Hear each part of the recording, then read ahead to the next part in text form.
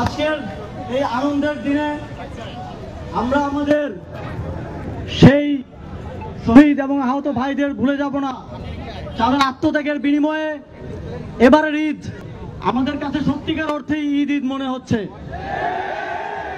যাদের আত্মত্যাগের বিনিময়ে আমরা একসাথে নতুন আঙ্গিকে আমাদের দীর্ঘ শত বর্ষের যে ঐতিহ্য, সেই ঐতিহ্যকে রিভাইভ করতে পেরেছি। আজকে আমরা ঢাকার যেই ঐতিহ্যবাহী ঈদ মিছিল, সেটা হয়তো কয়েক 100 বছর পর আবার আয়োজন করতে সক্ষম হয়েছি।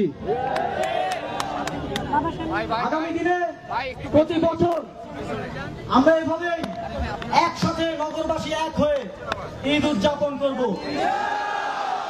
যমুনা ইলেকট্রনিক্স ঈদে ডাবল খুশি অফার সিজন 3, যে কোনো পণ্য কিনলেই পাচ্ছেন নিশ্চিত ঈদ উপহার। আমাদের ঈদের উৎসবও এখন থেকে আনন্দময় হবে। ঘরে বসে টিভি দেখে আর দিন কাটবে না, সবাই একসাথে ঈদ মিছিল করব, ঈদের মেলা উপভোগ করব, সবাই একে অপরের সাথে সুখ দুঃখ সব ভাগ বটোয়ারা করে নেব। আপনাদের সকলকে আজকের ঢাকা উত্তর সিটি কর্পোরেশনের আয়োজনে যে ঈদের জামাত এবং তার পরবর্তী ঈদ মিছিল এবং এই সাংস্কৃতিক অনুষ্ঠানে অংশগ্রহণ করার জন্য বিশেষভাবে ধন্যবাদ জানাতে চাই এবং আমাদের এই কর্মসূচিকে সফল করার জন্য আন্তরিকভাবে ধন্যবাদ জানাই।